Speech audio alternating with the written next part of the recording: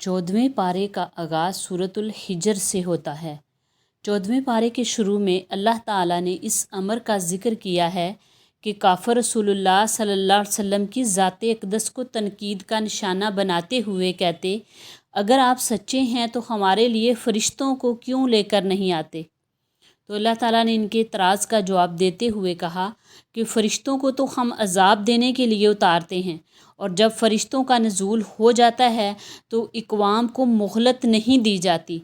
कुरान मजीद के नज़ूल पर शक और इतराज़ करने वाले काफ़िरों को मुखातब होकर अल्लाह ने कहा कि बेशक हमने ज़िक्र यानी कुरान को नाज़िल किया और हम ही इसी की हिफाजत करने वाले हैं।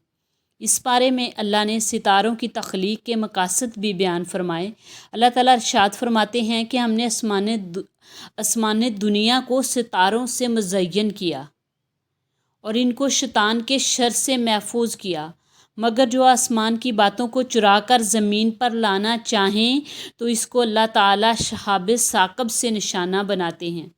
इस सूरा मुबारका में अल्लाह ताला ने कौम लूत की तरफ रवाना किए जाने वाले फ़रिश्तों का ज़िक्र किया है।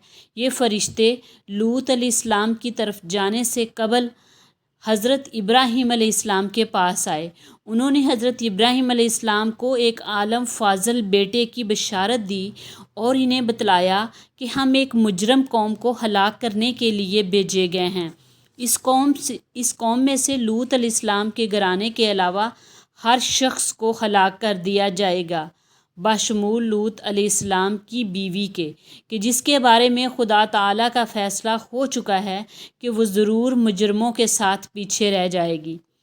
अल्लाह के फ़रिश्तों ने लूत अलैहिस्सलाम की पूरी बस्ती को बुलंदी पर ले जाकर उल्टा दिया और इन पर पत्थरों की बारिश बरसाई, और पत्थर हर मुजरम को निशाना बनाकर लग रहे थे।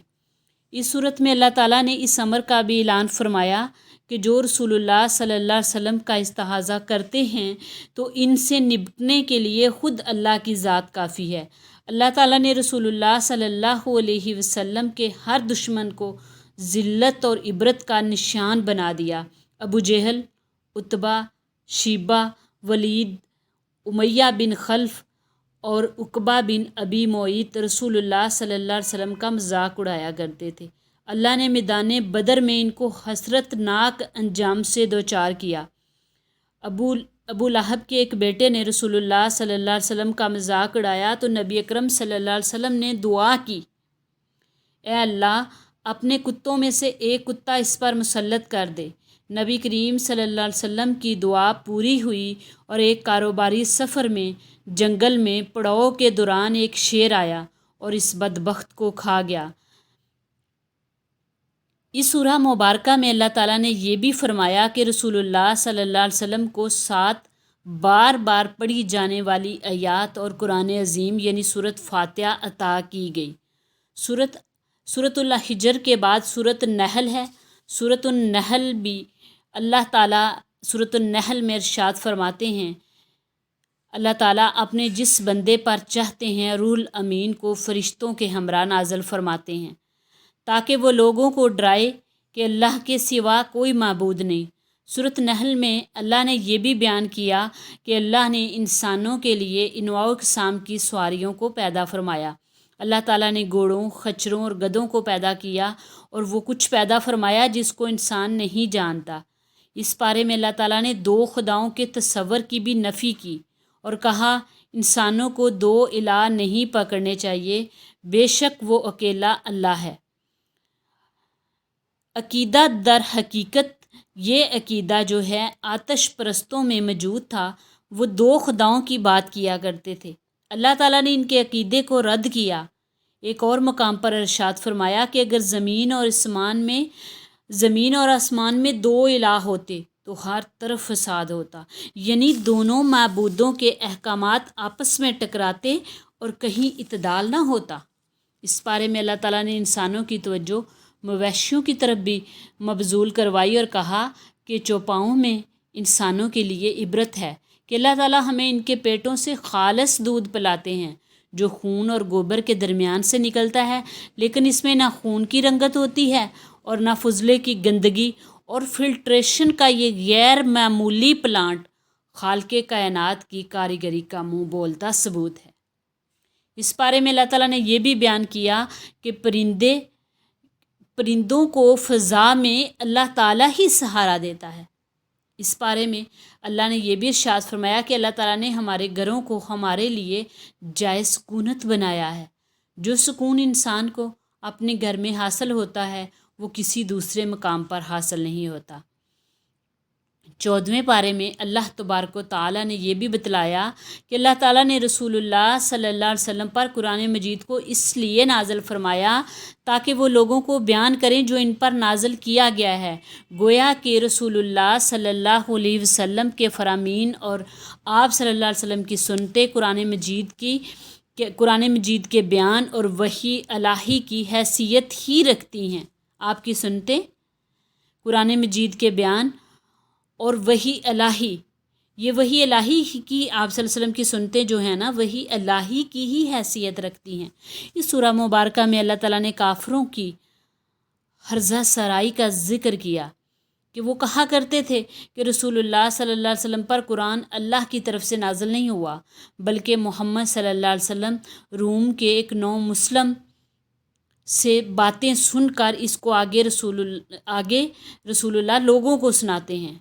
उनका ये ख्याल था कि रूम के एक नौ मुस्लिम सुहेब रूमी आप सल्लल्लाहु अलैहि वसल्लम उनसे बातें सुनकर आगे लोगों को सुनाते हैं। रसूलुल्लाह सल्लल्लाहु अलैहि वसल्लम की तरफ से अल्लाह ने खुद जवाब दिया कि जिस आदमी के बारे में इनका ये गुमान है कि वो रसूलुल्लाह सल्लल्लाहु अलैहि वसल्लम को सिखलाता है वो तो अजमी है, जबकि रसूलुल्लाह सल्लल्लाहु अलैहि वसल्लम पर नाज़िल होने वाली जो कुरान है इनकी आयात हैं इनकी ज़बान तो फसी अरबी मुबीन है।